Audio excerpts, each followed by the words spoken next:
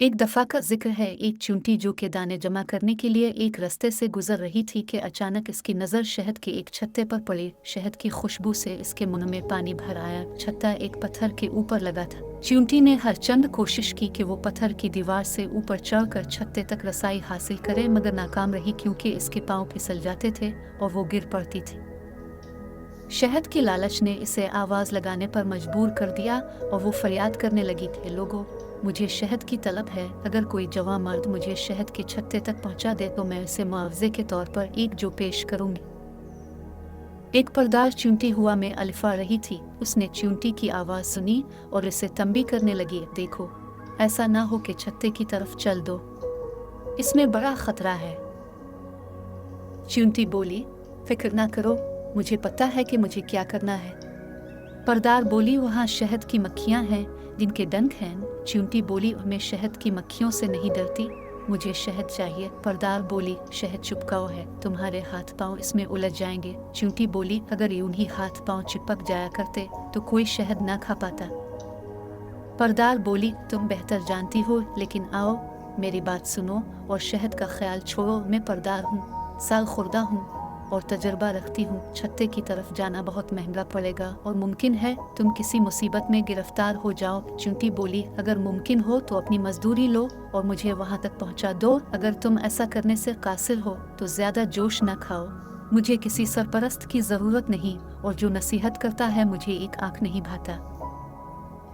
परदार बोली, मुमकिन है कोई ऐसा निकल आए जो तुम्हें वहाँ तक पहुँचा दे, लेकिन इसमें कोई भलाई नजर नहीं आती और जिस काम का अंजाम अच्छा ना हो मैं इसमें मुआवनत नहीं करती। चींटी बोली, खामखा खुद को खस्ता ना करो, मैं तो आज हर कीमत पर छत्ते तक पहुंचूंगी। परदार ने अपनी राली और चींटी ने दोबारा आवाज लगाई, कोई है जवां मर्द जो मुझे शहद के छत्ते तक पहुंचा दे और मुआवजे में एक जो मुझसे वसूल कर ले। अचानक एक मक्खी का वहां से गुजर हुआ। इसने कहा, बेचारी चींटी, तुम्हें शहद की तलब है और तुम्हें इसका हक है, मैं तुम्हारी आरजू बरलाती हूँ। चींटी बोली, अल्लाह बरकत दे, खुदा तुम्हारी उम्र दराज करे, तुम्हें कहते हैं खैर खा जानवर। मक्खी ने चींटी को जमीन से अलिफाटे आलिफ और इसे छत्ते के करीब बिठाकर खुद अलिफा गई। चींटी हद दर्जा मसरूर थी, कहने लगी, वाह वाह, कैसी सादत है, कैसा छत्ता है, कैसी अच्छी बो है, कैसा उम्दा शहद है, क्या मज़ा है इसमें, इससे बढ़कर और क्या खुश किस्मती हो सकती है। चींटियाँ किस कदर बदकिस्मत हैं कि गंदम और जो जमा करती रहती हैं और किस वक्त भी उनका रुख शहद के छत्ते की जानिब नहीं होता।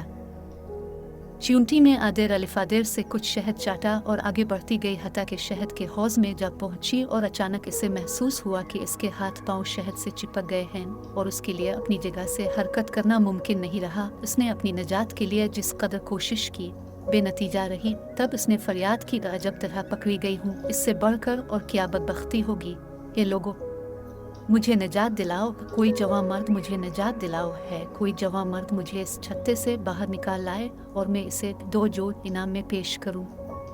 पेशकश पहले थी एक जो कि 100 अब 2 की है। इस जहन्नम से निकलने की यही सूझी है।